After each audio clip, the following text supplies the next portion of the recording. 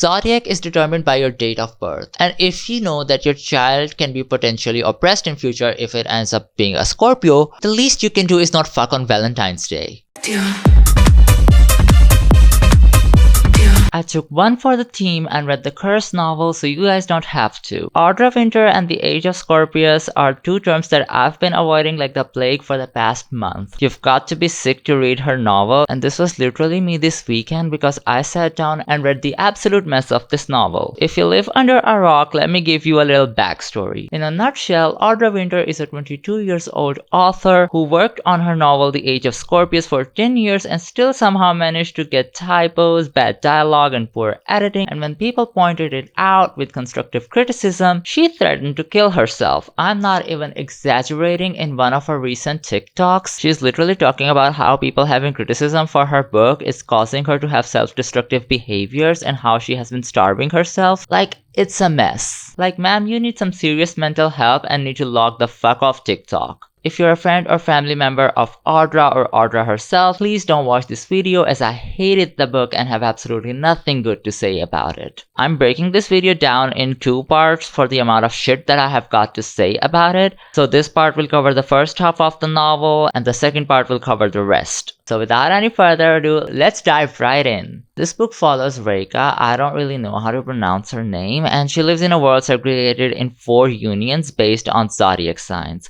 She's a Scorpio, and because of that, she has a fairly different life from other people and has to follow a very Scorpio-specific code. She's a historian and uncovers an ancient artifact that reveals the information that the system is based on a lie and to keep Scorpio in power. There's also a mythical weapon that she needs to prove the existence of, and the government doesn't want her to do that. The book opens with an introduction to the world, and immediately, I know I'm not going to like this book. So before the novel starts, the introduction gives us a setting, and I have a lot of things to say about it. So if you want to watch from where the novel starts, I'll leave a timestamp in the description. So technology got too much and Earth was destroyed, and now the entire population lives on a single continent, and the world is known as Guardian, like Gardia. And I don't really know the reason behind mispronouncing Guardian. Well, there's a lot of other things to talk about as well, so let's just move on there. It started with the angry ocean and burning forest, then came the earthquakes, eruptions, and extinctions.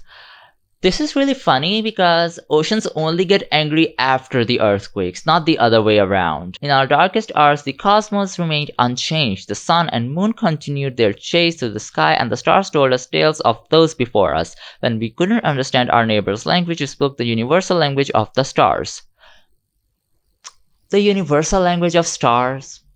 What the fuck is that? The author takes inspiration from pre-existing stuff and tropes and doesn't really understand them very well. To clear things off, this book is based on Western zodiac, and the book just completely overlooks the fact that there are so many zodiac traditions around the world, like we have Vedic, Chinese, and Islamic to start things off, and then there are even sub-branches of zodiac traditions based on functionality and purpose. And since this book states that humanity from all over the globe is now living on a continent, wouldn't their zodiac traditions conflict with one another? Do not create machines when the stars above have always been within. As we shared the stories of the stars, the cosmos connected energy to magic and magic to body. It began with 3 arc powers of the sun, moon, and stars: Libran healing, spirit walking, and zodiac turning for Libra, Cancer, and Scorpio, respectively. The arc powers attached to date of birth were genetically transferred from one generation to the next, evolving into numerous magic systems throughout all 12 signs. I don't really understand how only 3 signs got the arc powers and what association they have with sun, moon, and stars. Also, like, how are these genetically transferred from one generation to the next? I don't know. We learn in the novel that eventually these 3 arc powers were banished, and they also made like mutated magic systems based on all 12 signs. And it's not really elaborated what happened to them or if society still abode by them. Anyways, now the society is living as one, but it is still segregated into 4 unions that are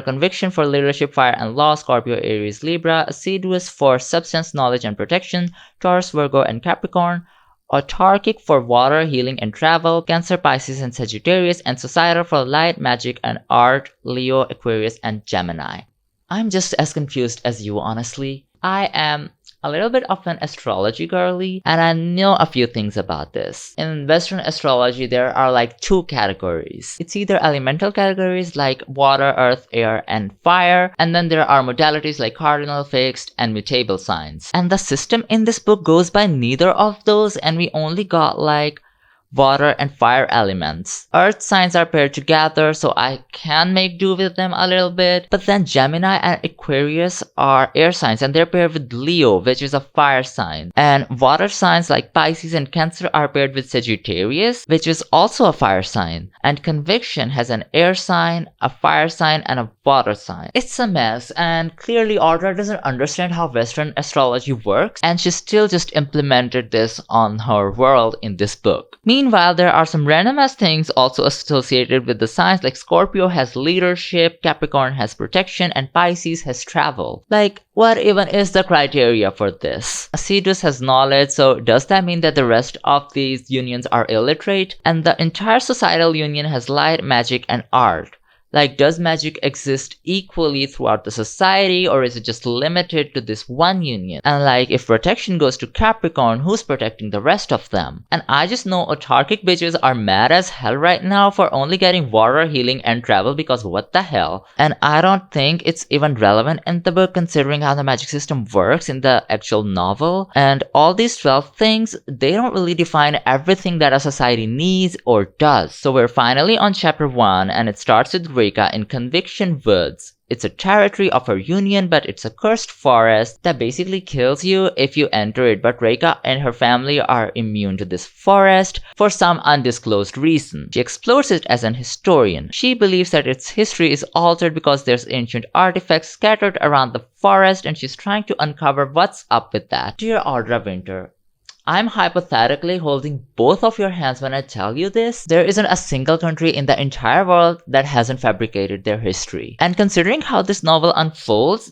Reka just ends up sounding stupid as fuck. She slips out of the forest into the Acidus territory looking for an arch that has information. I understand that there are territories, but I don't understand why there are like borders, and why people from one union cannot go into the territory of another union. Because earlier in the introduction, it is stated that society lived as one, but clearly in chapter 1, they are operating as separate societies. Reka finds the arch. The arch's inscriptions must have been centuries old. I never in any of my studies seen a combination of union languages on an artifact. Mixing two union languages was almost unfathomable to modern day society. Besides our common tongue, Guardian prioritized the separation of the four unions: Conviction, Acidus, autarkic, societal, in their own territories and societies. The introduction literally said that the stars had a universal language, and that's how the society was formed in the first place, but for some reason, there are union languages, and the separation of four unions is prioritized. This is like one of the many contradictions that we're gonna run into while going through this novel. We also learned that there was a war of rebalancing that happened between Conviction and Acidus, so the introduction we read at the beginning of the book is just a bunch of BS at this point. Reka is attacked by two Acidians, and then she backs up into the forest. Now these guards are Taurus and Virgo, which means that their traits are sustenance and knowledge,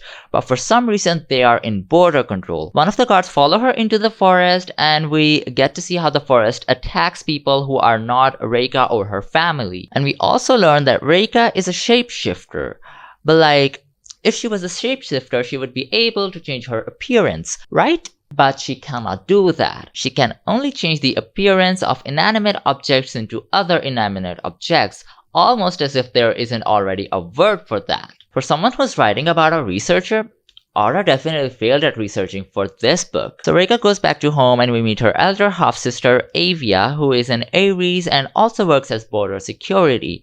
And we also find out that Reka's stepdad, who's Avia's actual dad, is a Cancer, and I'll get back to that later in a second. There was barely a temperature change from the woods to inside the house. Though midwinter raged throughout the rest of the Guardian, Conviction Woods kept its humid warmth all year long.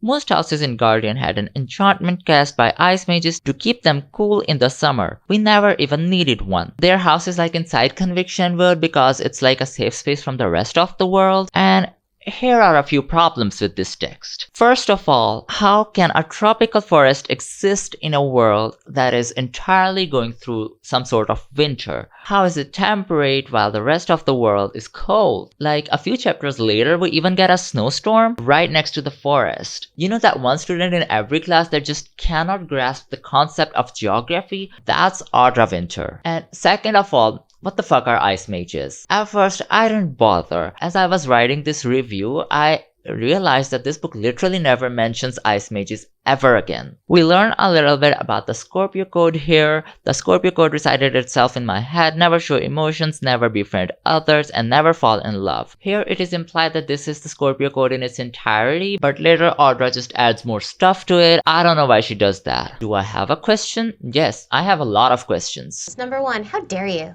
So Reika's mother is a Scorpio, like Reika, and she has a Cancer husband who pretends to be Libra in conviction territory. Since they're shapeshifters, they basically just change his clothes to match with Libran clothes, and it works somehow. But you're telling me that she's breaking the law that can potentially endanger all of their lives? Like, I can still get behind that actually, but at this point in the book, my first question was, how the hell do Scorpios reproduce? And if they do reproduce, does the government take your kids away from you? It is later revealed that they can reproduce, so the entire concept of never befriending anyone or falling in love sounds even more stupid. Usually in the real world, people are forbidden from things like these to endanger their lineage. But considering this world is built on astrological concepts, I don't understand how it works here. Aries, the warrior, the fighter, taught not to show fear. Though not showing fear wasn't an official code that the Aries stellarium issued, it was held above Avia's shoulder with societal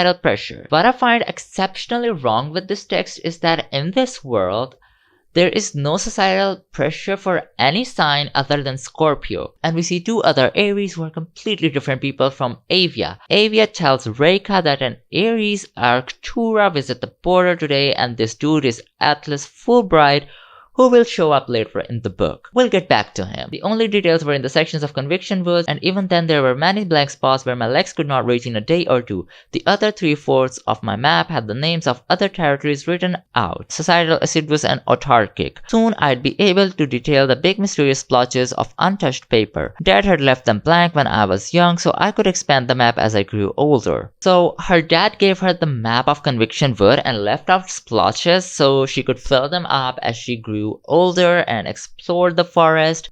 Wouldn't that mean that the forest is not a secret after all? It's also implied that her dad made the map, and then there is a contradiction to it a few chapters later. Reika and Avia are preparing for a ceremony, but the details are kept from the reader until the ceremony happens, and the way Audra tells the reader where the ceremony is taking place is also very interesting within itself. The ceremony isn't actually that far away. Mom told me yesterday that it's at the stage near the outskirts of the hub, the one that's slightly down the east trail. The weird location, she said, is the one that you go 20 minutes or so south on the trail from the hub. We've both passed it before. The part of East Trail that curves around the hub a bit, yup, that one. Another convictionist is attending. I don't really know what the hub is at the moment, and quite frankly from the dialogue, I also have no sense of direction and where exactly this ceremony is. There's another problem. We're getting all this magic system and world building explained to us, but I still have no idea how any of these characters look like or even how the world looks like. Like when she was describing the map, she said that Conviction Woods is something that touches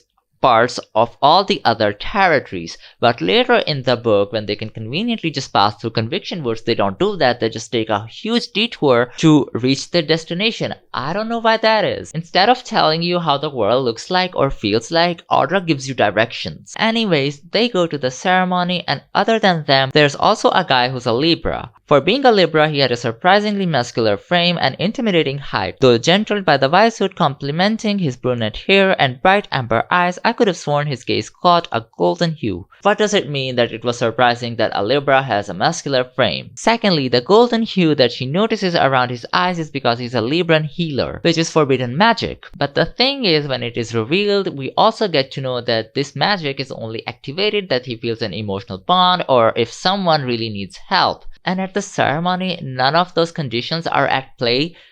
So why does that happen? We don't know. It's just a poor attempt at foreshadowing, and lastly, there's this thing that when he sees Reika, he smiles at her. Scorpios are not supposed to show emotions, so to me, it just came across as him mocking her. But it wasn't intentional. That's not what the purpose of the scene was. It was just to, I don't know, show him as a friendly person. But like, wouldn't the population know how to behave around Scorpios, considering that they're so oppressed? Like, where is the class? It's like the book forgets its own rules, and it was just really bothersome. So we finally find out what the ceremony is. It's basically an initiation ceremony into the union, which again, I don't get it. Signs are determined right from the birth, and people are trained according to their sign since early childhood. So what exactly is the point of this ceremony?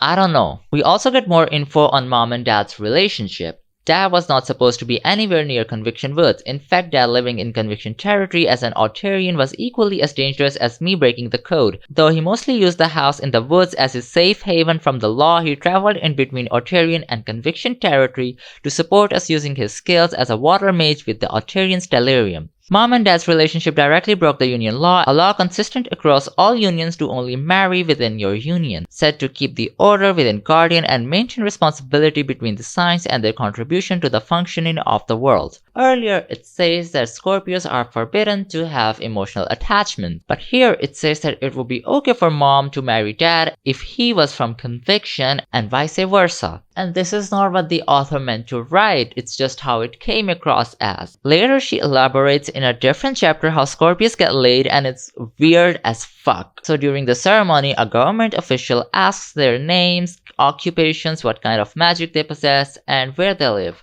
You might be wondering, why doesn't the government know that already? I was wondering the same thing. On top of that, you can just lie your way around the ceremony, but Avia doesn't do that for some reason, which caused Reika to end up being homeless, because Scorpios cannot live with anyone who isn't a Scorpio. By this point, I'm seeing a huge problem. Reika's dad is a Cancer, but her mom shapeshifts his clothes to match Libra clothes so he can live in Conviction territory, and clearly they've never had trouble doing that. Assuming that other families are also doing that, I find it really hard to believe that the law is as strong as Reika is claiming it to be. During the ceremony, Reika's mom shows emotions in public, which also doesn't get them in trouble. Avia even calls her father dad, who isn't even supposed to be her father, and she does that in front of the Libra dude from the ceremony. And it was really frustrating to read because the values that the book set up earlier just completely fall flat by chapter 3. So this Libra dude is named Chase, and he is a messenger at Autarkic Conviction Exchange Center. Its purpose is to form a bridge between two territories so the people can communicate. Now, these people are not allowed to have any relation with anyone outside of their union. So in what possible scenario would they need to communicate with anyone from the other side? And like a few chapters later, the main character is traveling across the continent where people from different unions coexist. So I don't really understand what is the point of this exchange center. And right in the next chapter, we get more information on the hub. It's basically a city where people from all the unions can coexist. But I'm not really sure if that's true because this book doesn't make that very clear. And secondly, since there are no vehicles to fly or drive people in and out, I don't know how it works. And again, what's the purpose of this exchange center if people can just, show up? So Chase and Reika develop some sort of friendship, which is again illegal on Reika's part because she's a Scorpio. It is also revealed that Conviction and Autarkic fought together in rebalancing war, and there's no explanation as to why they are still segregated. Reika ends up with a place to stay through Chase at the exchange center. Later, she meets Avia and they talk about Chase. She wrinkles her nose. Libra, he's not too bad. He didn't attack me, so that's a plus. I know, I just don't trust Libras. They're always so perfect. Suspiciously perfect. I just know that Audra has never been in close proximity of a Libra, because if your description of a Libra is suspiciously perfect, I've got news for you. The next day, a boy is captured by the Scorpius Delirium, and he's followed by a Gemini who wasn't supposed to be with the Scorpio.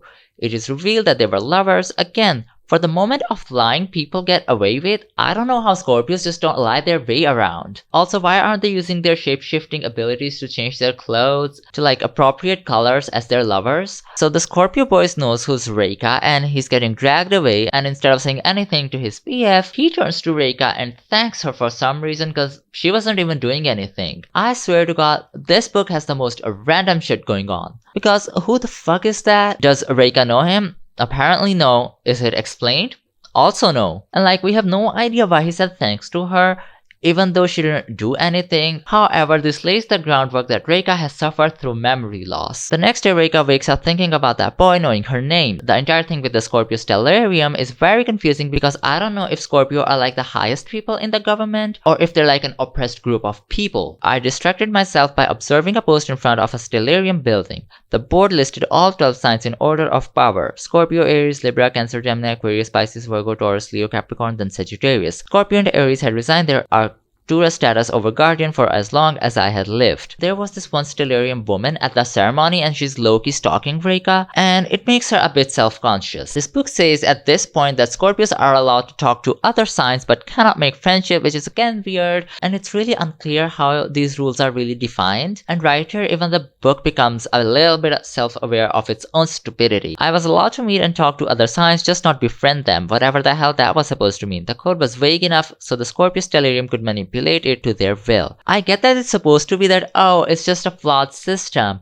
but you know, it gets to a point, and here the system is too flawed where it just feels like the author didn't spend enough time crafting her world. And on top of everything, the system is very easily manipulated even by her own family. So this is Chase talking to Reika about his father. Ridiculous that you guys have rules so strict. You know my father, he doesn't like the code either, and he doesn't talk like you do when he's with me. Said Chase, I kinda assumed all Scorpios were like that, maybe you all loathe it secretly, but have to follow it anyway. One of the main conflicts in this entire novel is that Scorpios have a code that they have to obey at all costs, just because. And then there's another conflict where the main character discovers that the code is actually a lie. And every time we meet a Scorpio, they don't follow the code, even the Stellarium guards don't do it when nobody's looking.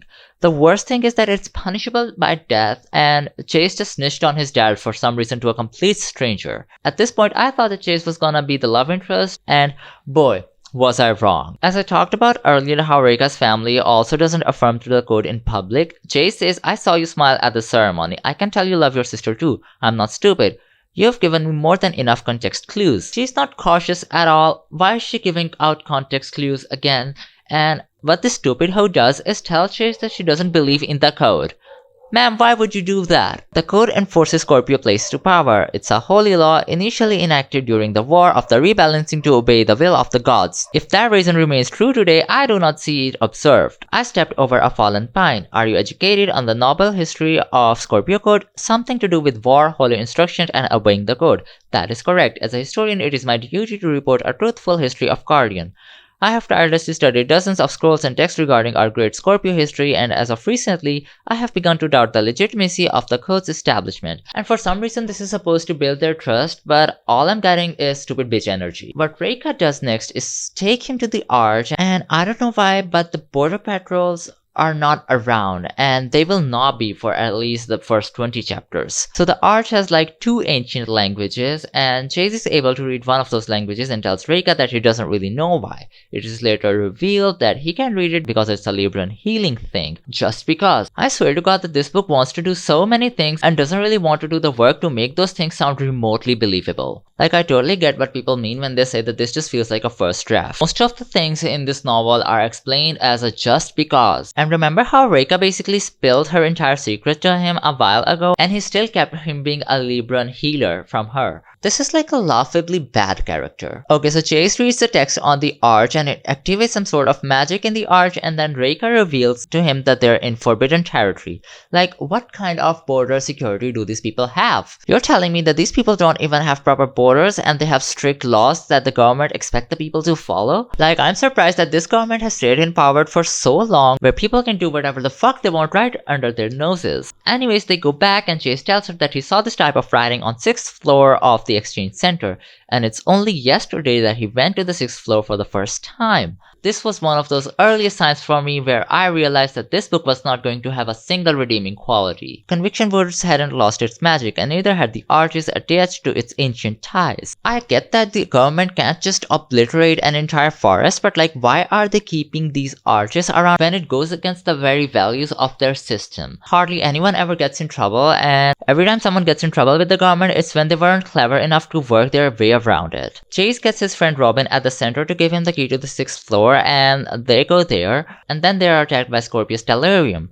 They fight a little, and then Reiko ends up opening a portal in the wall. Pressed against my skin, the rune now throbbed with a pale red light. It emanated a low, gentle chime vibrating against me. Spewing out from the magic was a fragrance that made anything I'd ever smelled before pale in comparison. It was somewhat of a mix between the strongest smelling pine I'd ever found in Conviction Wood, acrid fresh blood, barely sulfuric, with notes of a strangely sweet and unrecognizable floral. I leaned away from it, it paused its humming, the smell gentle. We need to start asking what sort of magic this is and what other flavors are available, because if my hungry ass was in her place, I would have started chewing on that shit. The portal opens up into some sort of a library that seems to contain Scorpio archives, and the Stellarium are unable to enter or see it, and what's really funny here is that the moment Reika and Chase are out of sight, these guards drop the code. Like, if no one takes it seriously, how has it survived for so long? So while they were fighting, Reika got hit by a knife, and Chase reveals that he's a Libran healer, and yes, he basically has 2 powers. You know what I'd appreciate? A thank you. Not an I thank you, a thank you Chase for saving my life.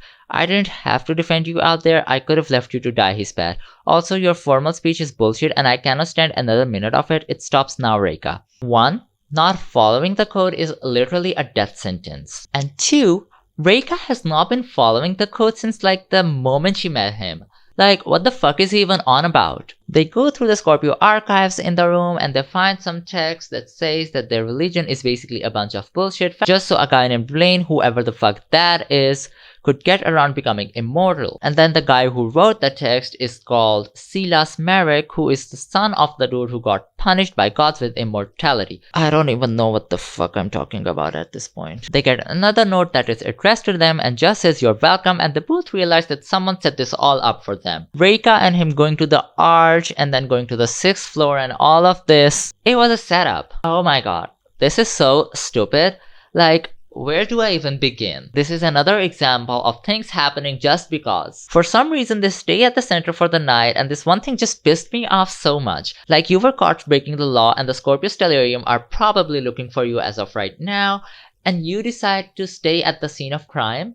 They're staying in Robin's room, who's the guy who got them to the 6th floor earlier. The thing with Robin is so funny. Like, every time Chase needs something, he just goes and asks Robin, and Robin basically provides it. And basically that is all there is to his character. Reika says to Robin, if anyone without the intention to immediately murder us asks, we're sleeping together with no attachments because that's more legal than being his friend. I'm not breaking the Scorpio code and you didn't just hear me laugh. Scorpio relationships are so weird. Like, I don't know what went in this author's head when she created this system. You can fuck whoever you want, but you just can't form relationships. I sound so stupid saying these words out, and this just sounds like a cheater's heaven, honestly. There's just simply no other explanation to it. Reika ends up dreaming about Conviction Woods and her father is there. There's this thing in this world where you can manipulate somebody's dreams, but only a dream seeker can do that. Which Chase is, by the way.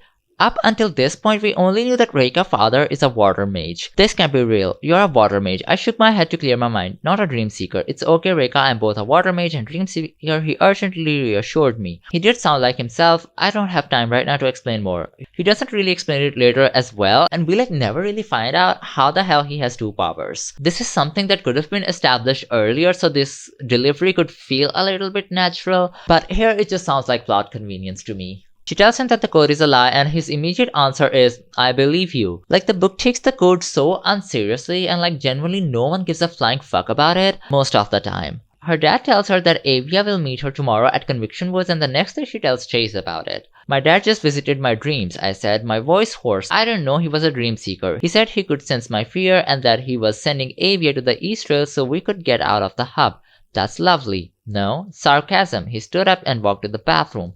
What do you mean you didn't know that he was a dream seeker? Didn't you say he's a Cancer? Reika has this thing where she doesn't understand sarcasm, like it's one of her character traits. But then there's like this scene in the book where she is being sarcastic, and it's like the author forgot that she established this thing earlier in the novel. Secondly, this text also implies that being a Cancer makes you a dream seeker when that is not really how it is, considering Chase is a Libra and a dream seeker. Then Robin comes and tells them that there is a snowstorm and a raid in search of Reika, and guess what? The center happens to have a very convenient back door, and they slip out of it because it happens to also be unguarded. The closer we get to Conviction Woods, the warmer it'll be. Again, geography totally fails in this book. Like, there was a snowstorm, but for some reason, it'll be warmer near the trees. Anyways, they don't make it to Conviction Woods and Reika collapses shortly after leaving the exchange center. She wakes up to Chase lit up like a glow stick. His entire body was alight with healing. I met his eyes, luminescent and glowing gold to match his magic. There wasn't a record of Libran healer in at least 300 centuries.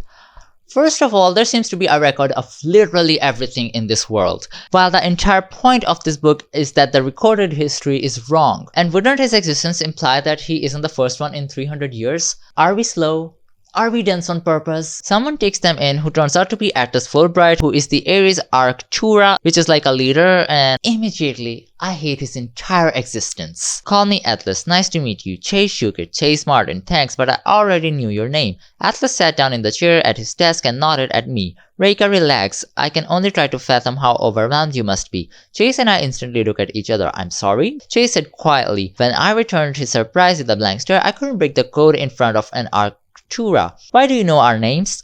For one, you learned the Scorpius Stellarium's biggest secret and everyone in the Conviction Stellarium knows. So the government knows. Or do they not have the resources to know? And what is the limit exactly? We get no answers for none of that. Instead, we get desperate attempts at purple prose that sound more like bruises than lavenders. Atlas also reveals that he was the one who set the entire thing up on 6th floor. Brace yourself for the most obnoxiously stupid reasoning. Why us? Ready for this? Atlas rubbed his hands together. The Ares Stellarium can't expose the scroll. That would be pitting Ares against Scorpio, and we don't want another war on our hands. Ideally, the Scorpio code gets reversed by Scorpio. Easy answer, a Scorpio historian who hates the code and a Libran healer who can read ancient Drixal. This text makes it sound like the Chase is an exception of a Libran healer who knows the language. But that's not the case. You know, I can overlook all of this nonsense if I just get answer to just one thing. Apart from Chase and her immediate family, Reika has not shown her hatred for the code to anyone. Sure, she's broken it, but like that's literally what every other Scorpio is doing in this world. I just don't understand how the fuck does Atlas knows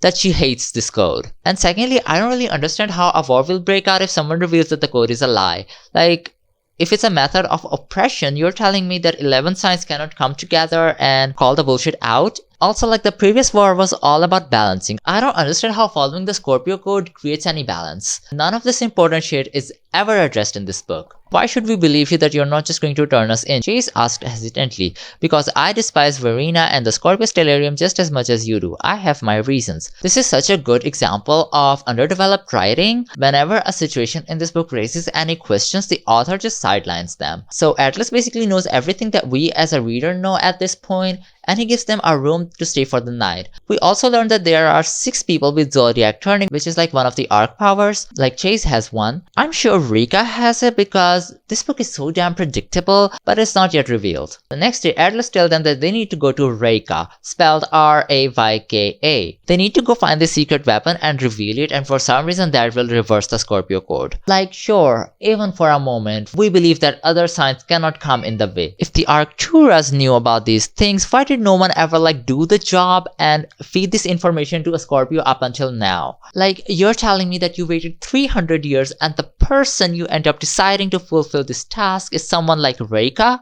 I slid my backpack off my shoulders to pull one of my maps from the side pockets. A few years back, Dad had given me a world map with latitude and longitude he'd found in one of the Autarian markets as a birthday gift. Like, this is another inconsistency. Earlier, she says that her father left out splotches in the map so she could fill them out. And this map was supposed to be about Conviction Wood and just like small patches of other territories. And this also means that he was the one who drew it. And now she's saying that he bought it from a market. And the thing is, no one other than the family can go into Conviction Woods, so how would someone draw a map if they cannot get inside of it? And if such a map existed, wouldn't the government have it already? Also, like, how does the economics of this world works? Money exists and it's used to get around law, but like when Reika was supposed to leave home after the ceremony, the Stellarium said that the government will accommodate her. So like, does the government house people, and how do the markets work? Reika and Chase make it to Conviction Woods where they meet up with Avia, and a woman approaches them and demands Reika Reika to give her the map. Just like literally everybody in this novel, she also happens to know Reika already. So they have this little fight and all 4 of them end up inside the conviction woods. And we also find out that Chase can also survive inside the woods as well as this woman who attacked them. The woman later turns out to be Reika's ex, Nara. And Nara's always known about Reika and the forest, but in this scene she's like shocked to see her survive the forest, and Avia takes the opportunity to knock her out. Unlike Reika, Nara's memories are still intact, so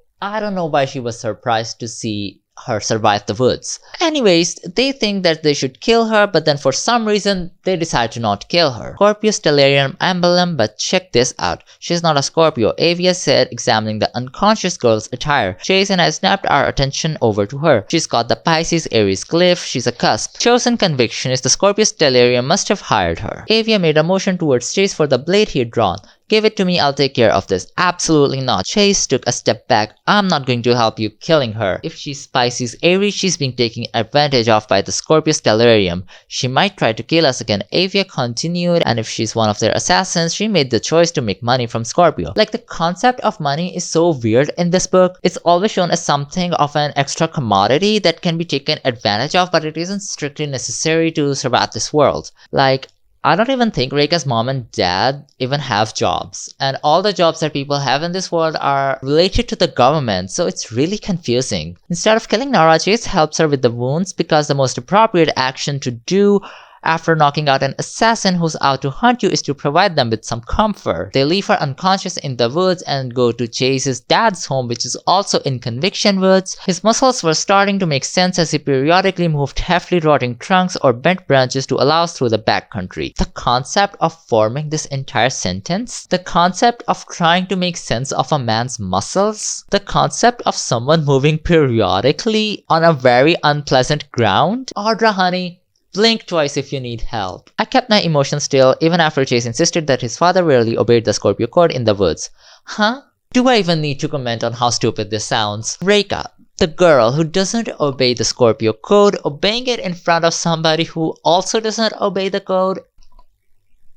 What? Finding the Calexis would change history and reverse the code. Of course, the Aries Arctura got involved. His dad leaned back with a deep sigh. Why wouldn't the Aries Arctura get involved? I narrowed my eyes. I couldn't understand what he was trying to say. Sarcasm, Reika, Avia said when she caught the confused look on my face. He's saying it's absurd that the Aries Arctura got involved. I just love how 1, this sarcasm doesn't even make any sense, and 2, Reika's neurodivergence is just limited to her not being able to understand sarcasm. There was a little bit of a mystery as to who this assassin was and how she knew Reika beforehand, and it's quickly revealed in the next chapters. Reika has a dream from her childhood and she breaks the code, and then she gets punished by her teacher and they literally whip her. And then another 13-year-old girl jumps in to stop them and they seem to stop for some reason. I request you to inform me of your identity, the man with the whip said. Leave her alone. The girl responded with a snarl. Her hands lit up with light blue magic. You better back your ass up right now. No. The electric light flickered from hand to hand as she held her defiant stare. The teacher with the whip took another steady step backwards to avoid her magic.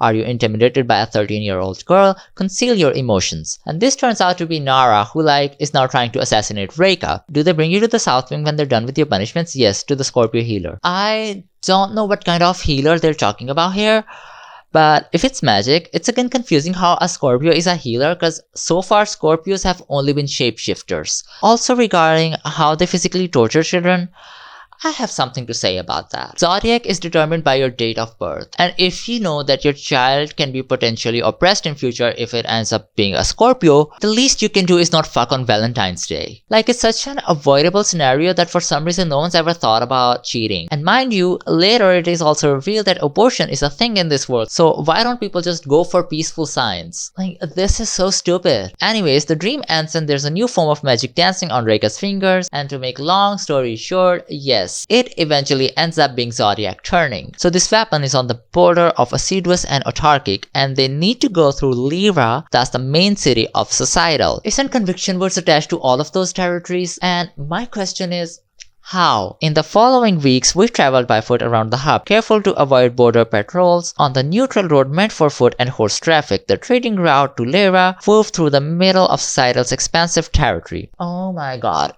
Which one is it? Like, if there's a road where people can just walk across, why is there border security? What is the point of having territories if people can just walk from one to another? Autarkic aided conviction during the war. It wouldn't be wrong to assume that societal helped Assiduous, and autarkic has somewhat of a diplomatic relationship with conviction, and the weapon is also an autarkic border. I have no idea why we are going to Lyra that is like in societal. Avia paused in front of an Aquarian man waving at him. Sir, where's the best place to eat around here? The Aquarius gave her a friendly grin. Just follow the red path to... He immediately stopped talking as he caught sight of me. He scowled, mouthed something foul at me in Thayak, societal's language, and hurried off. Avia yelled Adric sulkers back at him. Is there any reason why Reka hasn't put up a disguise to hide herself? Like, her government is literally out to hunt her. What happens in Lyra later is entirely her fault, and what infuriates me is that we already have a solution for this. Her dad had been doing this for like years and years, and for some reason they are in foreign territories as their actual selves.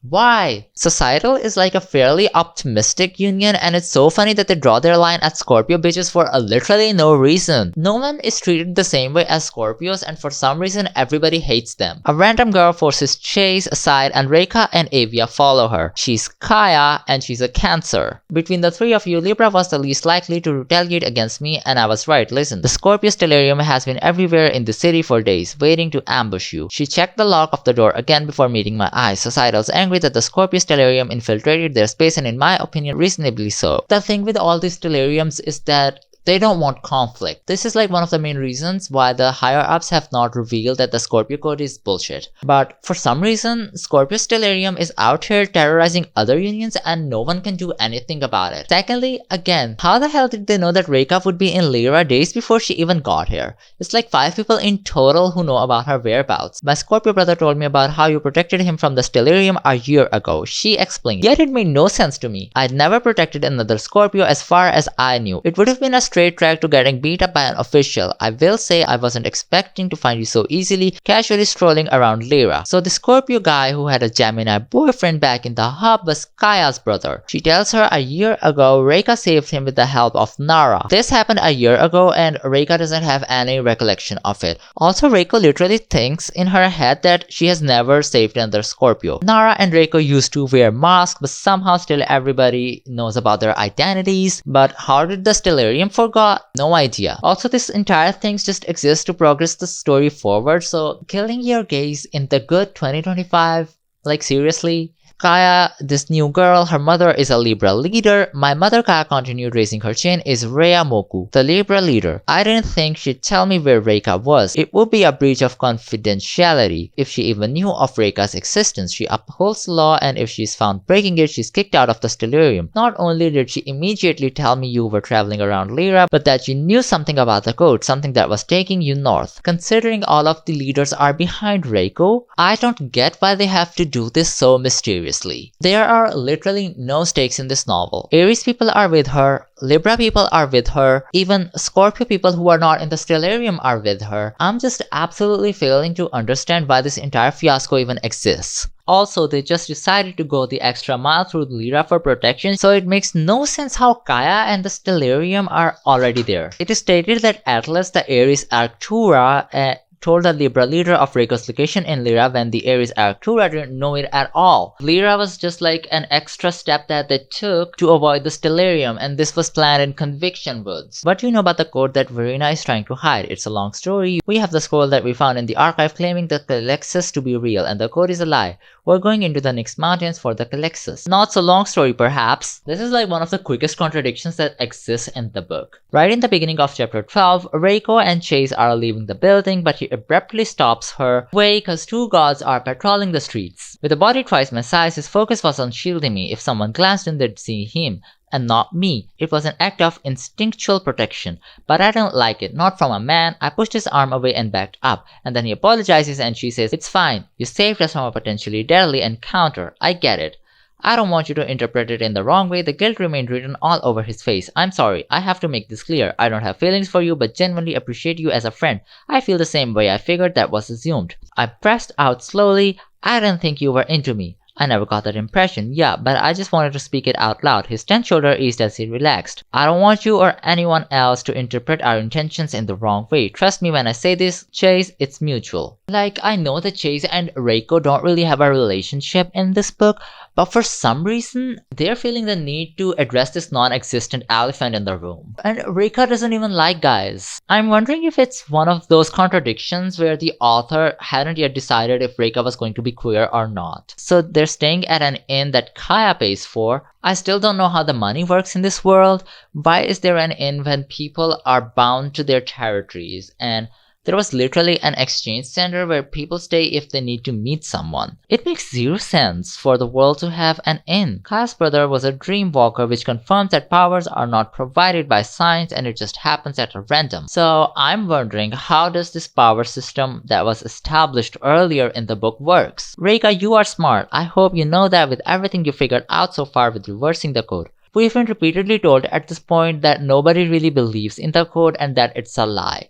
If the plot has suggested anything, it's that Reika is not smart. It's just that the government set it all up for her. Everyone literally already knows that the code is a lie. Kaya shakes her hands with Chase and Reika notices something. In their handshake, I caught something that no one else did. A split-second flare of gold dribbled over Chase's hands and a blue over Kaya's, dim enough for only to be seen if someone was paying close attention. Neither of them noticed as they maintained eye contact while their hands pulled apart. The thing with these arc powers is that they all happen in the same manner. We've seen it already so many times that the mystery just looks bad and repetitive at this point. The third arc power belongs to Cancer and Kaya is a Cancer, so at this point it's really just 2 plus 2. I swear to God, the new girl is the most beautiful person I've ever seen in my life. You agree? Yes or no? She's really pretty, but I don't know about the most beautiful. Sounds like a personal bias of yours. I said as an automatic response, rolling my shoulders. I paused when I caught onto what he'd said. Why are you asking me? I needed validation and you're the right person to ask. He swung the door open. You were staring. Chase tells Reika that he fancies Kaya, and at this point, I honestly cannot tell what this author is setting up. For the amount of contradictions that are present in her book, I'm having a really difficult time trying to believe anything said in this book. So at night, they're leaving the inn and they encounter Scorpio officials terrorizing the locals. And a woman approaches Reika. This happens to be Verena. We have been searching for you, Miss Spring, the woman said in an utterly still tone. What a delight it is to meet you. I am Verena Arche, the Scorpio Arctura. To my understanding, you have broken the Scorpio code and trespassed upon societal territory. Hear me out. Delight is an emotion. Is it not? The concept of accusing someone of doing something while simultaneously doing it yourself. Secondly, Reika's response contradicts this statement again. Lyra is considered union-neutral ground, I said, raising my chin. It is my moral and rightful duty to seek truthful knowledge of Scorpio's history. I regret to inform you that your occupation fails to place you above the law. There is no founded excuse to negate breaking the Scorpio code. On top of everything, she doesn't even have any proof that Reika has broken the code. What she doesn't accuse her of is what she did back in the center. And considering they also have access to the library, they'd know what the fuck was up. And by now, Scorpio government should be aware that other governments are jumping in. So they have a little argument and Reika tells them that the code is a lie, which I don't think even matters at this point because, quite frankly, no one cares. The scroll confirms the Scorpio code was created in the War of the Rebalancing to manipulate and control Scorpio. The Scorpio Stellarium is aware of this and continuously ignores it to keep Scorpio in power. I don't know how oppressing Scorpios is also keeping them in power. Oh my god. I have been muzzled before, screams muffled by sandpaper stuffed into my mouth and raked over my wet eyes. I bled sorrow and fury infused into my veins from sentences I hadn't said. Words had been jammed into my jaw. Shut your mouth, stop complaining, you coward. Show no emotions, feel no love, silence your anger. I was a force of fury and fire, I was everything they feared. The magic flared to life, an unfamiliar and repressed lost spark of fury. An ancient anger built itself inside of me as if a funnel cloud was forming in the depths of my core. The imagery of lightning flared in my head and a burst of rays struck. My veins were bright and shining, rippling through my entire body. I held one of my palms up, twisting it around. An instinct engulfed my control, erasing any fear I'd had in the face of the system threatening my life. What even is this prose? It is confirmed that Reiko also has one of these banished powers. Zodiac turning is like being the avatar, but all we really get to see is basically punching people. And that's like all there is to it. They run away, Verena catches up on them, and then Kaya pushes everybody off the cliff. I don't understand how there are so many arc power people now. Atlas said that there are 6 Zodiac Turners, and like within our main cast, which is formed at random, there's 3 of them. And from the looks of it, Nara will also join them eventually, and she's also a Turner. This just proves that these people have been around for quite some time, and for some reason they immediately know what these powers are and what they look like. "You're a Zodiac Turner?" Kaya asked. "Not to my knowledge," I said. "It's definitely to your knowledge now." Chase added, "There is absolutely nothing else that could have been. I can't even come up with a different name to call the magic I just saw you perform. Just because we don't know what it is, it must be Zodiac turning." The thing with this book is that things are always revealed by dialogue and assumptions, and it's so repetitive and boring to get through.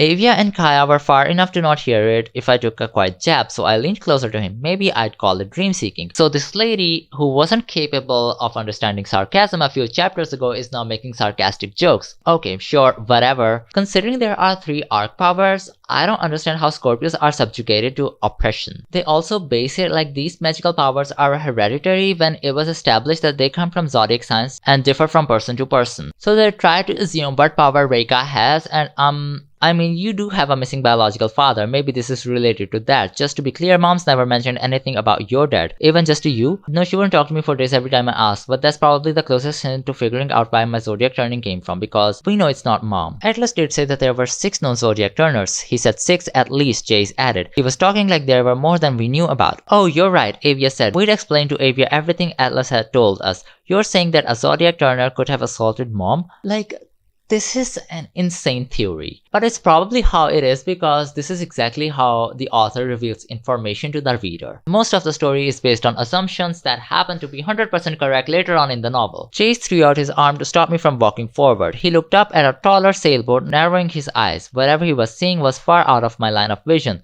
The shadows on the dock shifted in the setting sun as a figure of a young woman stood up wearing all-black scorpius stellarium uniform that contrasted with the soft brown color palette of the harbor. I'm starting to wonder if Reika is blind, and like this is the second time Chase has stopped her from walking into danger. So Nara pulls up on a Noah's Ark and jumps them. They have a little fight and she uses her powers again. There are quite frankly no stakes in this power. Their assumption that it roots from anger is proven wrong. Even at the ceremony, Reika wasn't angry, so how does this work? This is the second time we see the magic happening, and all explanation we get is that she just feels it in her veins. And then it's like a super punch that throws people across the way. And then she passes out. The funniest thing is that there's literature surrounding it, and Reika has been studying it her entire life. And Nara almost kills Reika, but then for some reason she doesn't, and she just pulled off this Noah's Ark to tell Reika that she's not actually going to kill her. It is also confusing at this point, and I'm sure Audra is pretty confused too when she wrote this, cause like, bitch, what the fuck is going on with this world and these people? "You're definitely a Zodiac Turner, that's for sure," Avia interjected, then paused. "At least your assassin's hot. I didn't get the chance to say that the first time we saw her. Your sister nearly got murdered and your first thought is how hot the assassin is." And with the whole Zodiac turning thing, it gets worse. "But you did blast her with a wheel into a river, that was pretty cool," Chase said as he kneeled next to me. I couldn't read this with a straight face. I don't know how Audra wrote this with a straight face and charged people $30 for it. The most amazing magic out there is a zodiac wheel that punches people. And the concept of finding is cool when you're literally the person who has insane healing abilities. "You think she's a zodiac turner?" Avia asked. It looked more like weather magic to me. I don't know what the fuck is weather magic, by the way. It's never established in this book. That electricity was way too powerful to just be weather magic. Audra, honey, did you forget that part where we established that there is no technology in this world? Like, it gets to a point. I think what she meant to write here was lightning, but she doesn't know the difference between lightning and electricity. What if I accidentally changed one of your signs? I had no control over what I did to her. Zodiac turning is never formally introduced in this book, and like at this point I'm finding out that it means changing someone's zodiac sign, not just the zodiac wheel. And I'm sitting here like, bitch, what the fuck? How are you gonna change somebody else's zodiac sign? If that's a thing, wouldn't that tarnish the entire point of this book? And mind you, arc powers are like ancient powers, so like they're supposed to be the powers that directly come from the stars. Like this was a very shameless copy-paste of energy bending from Avatar: The Last Airbender. Another thing that bothers me is the term "okay doctor" that I've come across twice in the first 20 chapters. As much as I'm aware, doctors don't exist in this world, and it really pushed me out of the story. Not that there was enough to keep me engaged anyways. You look concerned. She's been laying there questioning herself because of a pretty girl, Avia said. Excuse me? I sat up. I said what I said. Am I wrong? No. I paused, then bit my tongue at misspeaking. Wait, before you speak, that's not what I meant. She was trying to murder me, Avia. Yeah, and I saw the look on your face. A pretty girl trying to murder me would fluster even me, and I'm not easily flustered. The worst thing about Nara and Reiko is that their relationship is getting established before Reiko even processes her feelings. Throughout this book, things are decided before Reika even gets to experience anything. It hinders her from character development, and Chase is flirting with Avia now for some reason. I honestly cannot make sense of his character. Is he like a cheap flirt, or did the author not bother to really define his character? I don't know. Is there a reason you keep trying to boss me around? Chase grinned, entirely unintimidated by her. I couldn't comprehend his patience. He gently, almost effortlessly pushed her hands away. I stepped away from them when I felt Avia's skin increase in temperature. I was not about to get in the middle of whatever was happening between them. Get that stupid smile off your face. Make me. This is a very used trope in dialogue, and it works when the characters have enough banter. But like with Avia and Chase, literally they have no build-up, and up until now, Avia has been hating on Libra, so let's wake it up. Reiko dreams of her memory where a scorpius stellarium is chasing her with two spirit sound. This is an entirely new power that didn't exist up until now, and it sounds strong enough to be considered too powerful, but we just don't go there. She's with Nara in this memory, and they're like flirting and all that, and there is a problem here. It's not just Reiko who doesn't remember Nara, it's Avia as well. Like, wouldn't they have run into each other at some point in the past? She also has no recollection of Reiko doing all these adventures with Nara inside the hub. So Nara and Reiko run into Conviction Woods, and the official chasing them inspects the nearby cabin as his hound sniffed that way, and here we see Kyle's little brother with his Gemini boyfriend. They have a fight with the guard, and Nara is finally confirmed to be a Zodiac Turner. Like, I find it so funny that so much of what Reiko finds out throughout this book is through dreams. Like, imagine how awkward it would be if every time they ask her for her source and she just has to say, "It was revealed to me in a dream." A rotting stench filled the air as a beast of the woods stalked towards the official. Nara forced her energy towards with a scream of pain as she froze him in place with her wheel of light. The beast approached him, shadows following in its step as blood dripped from its tongue. It sunk its maw into the man's legs. He shrieked in agony, and the beast smothered him in a tar of shadows, blending the shape of monster and human into one. So they get the official into Conviction Woods, and they hold him there until he dies. And in the last chapter, Avia was talking about Nara being hot, and immediately in the next book, it is revealed that Reika and Nara were partners in the past. It is also revealed that their magic can be donated, and she gives some of hers to Nara. "I just killed someone, Kira. You had no choice. You did the right thing, I promise, Nara." We get a nickname that wasn't there up until now. Also, I want to know, why is killing morally correct right now? She also vowed to reverse the damn code with me. I paused, looking over the abandoned house where the two boys were. And Nara, the first step to get there is recognizing that we're not alone in this fight, that we may have to sacrifice for others, sharing our struggle. The thing is, it is only confirmed at the beginning of the book that the code is a lie. So how was it that she was already working on reversing it? It took her like 5 minutes to go telling her father and everyone else that the code was a lie, but somehow in the past she doesn't tell anybody about it. And then they take off their masks for some reason to comfort the gays that eventually die. I don't know why they would do that. I understand. Nara said before he finished, "You don't need to explain yourself. We use the woods as a safe haven. The masks, they help us to get away with our method of taking the stellarium down, one official at a time." I glanced down at the wooden wolf mask, the gaping opening of its eye staring back into my soul, waiting to don my heterochromatic irises. I had an incurable hunger to tear the scorpius stellarium apart one by one. Nara and I would stalk them through the hub, luring them to the hidden alleys, illuminating the shadows between looming buildings with the light of our magic to change the fate of every stellarium member we could, to allow them an escape from the government that used them to hurt us, one stellarium at a time. When you were just saying that you don't kill, later it is revealed that they're actually just changing the zodiac signs of the stellarium.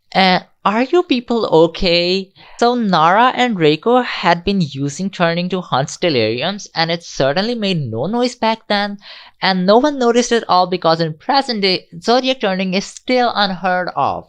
It's so bullshit. Like, what happens to the stellarium once they change their zodiac? they certainly don't forget everything, right?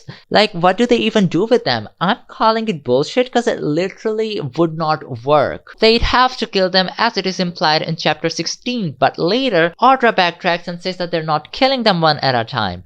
They're turning their zodiac. So the gang is traveling through the river in the boat that Nara had brought, and on chapter 17, Reika wakes up and the boat is rocking. They've run into a storm and the way the scene unfolds makes it sound like they are in a sea instead of a river. But let's suppose it really is that bad. Considering Kaya is a water mage who has some water related arc power as well, shouldn't she be able to do something about it? I don't really know her strength, and this book really does a poor job at setting stakes. They jump off the boat and it ends up sinking. Avia is unconscious and I think she low-key died or was about to, and Chase heals her, her body illuminated with the healing as it spread rapidly from his veins to her limbs. Golden magic enveloped both of them as it restored her purple tinted skin and snapped back bones into place. Her heat returned, her eyes flaring open a minute later as she gulped in a breath of air. She coughed up water as Chase's healing continued to pulse through her, a heartbeat pumping through both of them, sourcing from the center of his chest where the light shone the brightest. Again, I can't really tell the limits of magic and it feels like everybody has a different standard. She gave him a hesitant look but allowed him to press his fingers against her wrist again. He was too focused on checking her pulse to notice the way her eyes ran up and down his body, lingering on his drenched white shirt, exposing his torso. I felt like I was interrupting something. This bitch really just died and woke up horny. I just cannot deal with this level of unseriousness. In this chapter, we get 3 confirmations of Chase being a Libran healer, and they all happen on the same page. "You're a healer," she spluttered. "Yeah, I am," he said, his voice utterly still. "It's a long story." And then, "You're a Libran healer," Kaya repeated, sitting next to me as she too recovered. And then, "I hate water." Avia's body shivered, something I'd never seen her do before. Also, "You're a Libran healer?" Like, what is going on and why are they repeating it again and again? It struck me. She'd used Zodiac turning to keep the official in the woods. When she collapsed, I understood how to hold her and connect my magic to hers, balancing our energy, aiding in her quick recovery.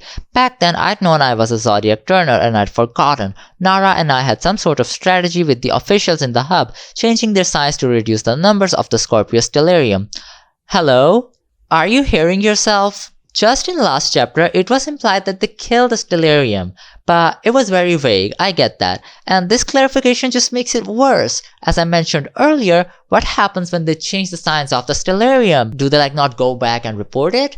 How does that work? And I guess we'll never know. Reika, Kaya's voice wavered. "I'm sorry, I have to say this for your sake. I really think someone might have taken her from you." Quinn told me the entire event, how he finally felt like he wasn't alone in the way he broke the code. Kaya is talking about her brother who died, and here's the thing. The code breaking is used for a queer analogy in this text, and I really don't get it. In the way he broke the code, but then there isn't any discussion or explanation about how sexuality is viewed, and as much as I remember, Scorpios were free to have consensual sex with people without forming relationships, so I don't understand why Quinn was prosecuted for that. He just died to add substance to Reika's story and to basically act as a plot device for Reika and Nara's backstory. It is sloppy and lazy. They take shelter in a cave and Avia uses her fire to dry her clothes, and Kaya gives a shirt to Reika from her waterproof bag. That leaves Chase with a wet shirt. "Is it not bothering you, the wet shirt?" I asked. "Oh, it definitely is. Maybe just take it off," I suggested, holding back a laugh. "If you're worried about coverage, I'd break it to you, but a wet shirt is not any better than no shirt." Thank goodness someone said it. I was worried I'd make someone uncomfortable. He immediately pulled it off. I don't want to be weird. The entire thing with Avia and Chase is just that there was no foundation that established why they'd be drawn to one another. Avia hates Libras as much as we're aware from her earlier description, so I really needed something that founded this relationship, which I'm sure is gonna become a thing eventually. Isn't physical strength frowned upon in Libra? Kaya asked, who was refusing to look at him as she stared into the fire. The whole thing with neutrality and anti-intimidation. "Yeah, exactly," he said, crossing his arms as if trying to protect himself. "It's related to Libran healing, there's nothing I can do about it. I've always been like this." So Libras are not supposed to be physically muscular, but healing makes Chase muscular, and I'm Did that never raise any suspicion in his community? Also, I get why the government will be against superpowers like zodiac turning, but I don't get why they would be against healing. Atlas had mentioned that there were 6 turners. I would say it's Reika, her father, and Nara, and we're yet to see the other 3. Chase explains how his healing works and it contradicts zodiac turning. How is it too powerful? I don't understand that. The problem with fantasy books with banished magic system is that they're never thought out. We have no criteria based on which these powers were banished in the first place. Why are your hands bleeding out? Avia said, when I use too much magic, it does this. He tried to gauze off and set his hands in his lap. My magic sources from my blood. Normal healers use water. Kaya's face fell. It looks painful. It is a bit. He winces as his thumb massaged against the gauze. I use more magic than I should have, but that's how it is sometimes. Can I ask how it works? Sure. I've been studying medical stuff since I was a kid. I have to understand an illness or injury to heal it. He explained, reaching over into his bag for tape to fasten the guard he'd created for his hands. My healing is either activated emotionally or instinctually. If someone is hurt, my body reacts. It just knows what to do. I mean, the magic was banished for being powerful and also easy. You had a pulse but weren't breathing, he explained. I full body scanned you while you were unconscious and found out that your ribs, hips, and legs were broken. I needed to clear your lungs and repair bones. Damn, Avia said simply, pulling her knees into her chest. You're a lot smarter than you let on to. How did he full body scan her exactly? We don't know. And at the ceremony earlier in the book, there was no one injured, but his body was still reacting. And in the text, there is another contradiction. He says that he needs to know what the problem is, but he also says that his body just knows what to do. So which one is it? And the medicine that he's been studying, this world has magical healers. Why is there medicine exactly now? None of the shit is ever addressed. Reika is yanked into somebody else's dreamscape. I don't know if this was a thing, but I certainly don't remember being told that non-dream seekers were able to do this. She sees a person by the lake and can feel the emotion that the person is going through. It turns out to be Nara. Her eyes snapped open. She stood up and whirled around to face me. The crimson aura returned with a shock through the air, reeking of decaying metal and smoldering skin originating from the pendant. Why are you here? She demanded, fingers curling into fists. Get out of my head. Who is it? I pushed past the fear and fury through all my willpower. Who are you angry at? She narrowed her eyes at me and without missing a beat, she said, you. The prose in this text is so bad and literally means nothing. And then her talking to her even though it's not her dream. I don't even know how this shit works. Who put her there? We don't know. You know what it feels like? It feels like there are chunks of context missing from this book. And now the worst line of this book. I repeat, the worst yet. So Reika wakes up and startles everybody. Chase rubbed the back of his head. Are you good? What was that all about? It was her. I gripped my scalp, trying to ease the fury and anger still echoing through my limbs. She's been hurt by someone that I was hurt by, but I don't know why I was hurt or who it was. But it's mutual and what?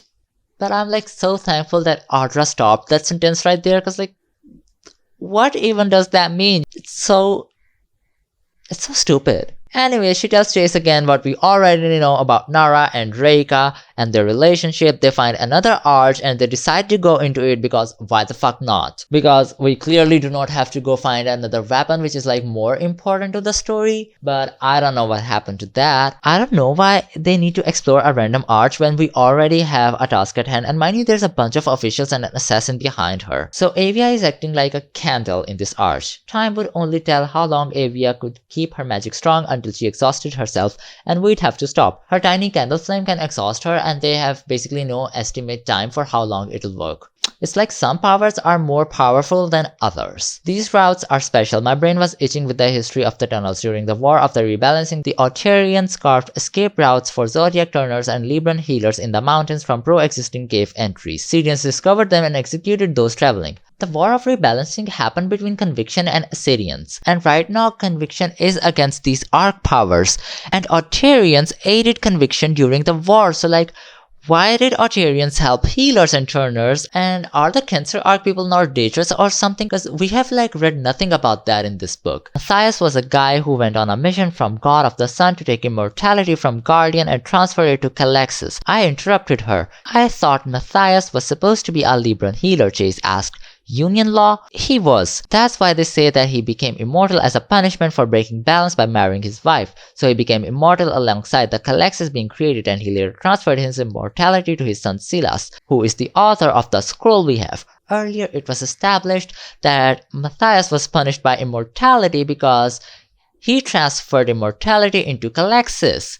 But now we are contradicting that statement and saying it actually happened because he married his wife who was a Cancer. And there is like another issue here. How is immortality a punishment exactly? And I thought a person was defined by their sign, not lineage. And this book has a contradiction for the second time with it. It keeps on juggling between how the magic works and how someone gets it. Silas was then punished by Calexis in the next line instead of immortality coming from his father. Which one is it, Audra? And then the book starts talking about immortality as a conscious decision that Matthias made. There's so much about him in myth. He became immortal when he touched the Calexis and was punished with his immortality. What's the whole deal with immortality? Imbalance, I continued. Guardian turned into a mess when society revolved around the unchecked power behind immortality. Matthias was said to be instructed by the god of sun himself to rebalance Guardian by removing immortality with the Calexis. He performed some sort of holy ritual to transfer immortality from Guardian's magic system to the Calexis instead. What other explanation do you have for immortality being real? I questioned her. How do you explain the Calexis' existence in the first place without divine intervention? If immortality is real, the gods have to be. I don't know, I feel like we're missing something, she shrugged. You tend to question everything, Rekha. Questioning everything is how I get answers, I said. We don't really have any idea how these three deities actually work. They sort of just exist in theory. And then this book just asks questions, make assumptions, and that's how it provides us the information that we need. Is that going to wear you down? All of us paused. I wasn't sure if it was talking to one of us or the wall itself. Using your magic, Avia, he clarified. What's your breaking point? I don't really run out of energy, Avia said. How is it that Avia doesn't run out of magic? Like, man, this is so tiring and confusing. I really don't get the limits that these people have with magic. It's like there is separate criteria for everyone. This one section pissed me off so much. Let me read it out. Okay, doctor, she said and kept walking. You're a healer, not a doctor. Let me remind you, doctors diagnose the problem and you fix the diagnosed problem. Bitch, what now? There's like 2 mentions of doctor and both times I've been confused. Like, why are doctors mentioned in the world where they don't even exist? And her definition of a doctor diagnosing a problem? What are you even on about? Were you taught by anyone how to use your magic? She frowned her brows. Kind of. My older brothers were both Sagittarian fire mages, so I figured out a bunch of it on my own. So there are no schools that teach kids to use their magic, even though the entire point of magic is that humans use magic instead of machines. And like, is magic just ignored and people just have to find their way around it? The union law makes it illegal to marry, not to fuck, and she's a Libra. Kaya paused, looking over at Chase to see if he was listening. She cleared her throat to get his attention. They like to bang anyone who gives them the opportunity to do so. This is honestly such an unintentionally hilarious statement. Kaya explains her family, and I'm really confused. I was cryptic. According to my brother, she had no idea I existed until she was in labor. She's lucky I ended up as an Autarian and could be handed off to Sagittarian twins. I nodded. I was also cryptic. I get it. Your other 3 siblings though, why? Queen was supposed to be a Libra. She's the Libra leader and she has the money, so I know damn well she's had access to the right healers to induce an early birth with him. Or she could have straight up aborted any of the 3 of them. They weren't cryptic, but she didn't. Quinn was always trying to figure out the story behind that. It doesn't make sense. That's so strange. I bit the inside of my cheek. I didn't want to accidentally insult her or hurt her feelings. Quinn was onto something that sounds intentional, does it not? Why would she willingly have a Scorpio and 2 Sagittarius? Your best guess is mine. All I know is that the 4 of us were preventable, but for some reason that fact was ignored. Like, she was given to her Sagittarius siblings, but so let's suppose you didn't have them. Do they like grow up in orphanages? Also, again, you can choose the sign of your child. Why not fuck around the calendar? The code makes it sound like just because it's illegal, it's also impossible.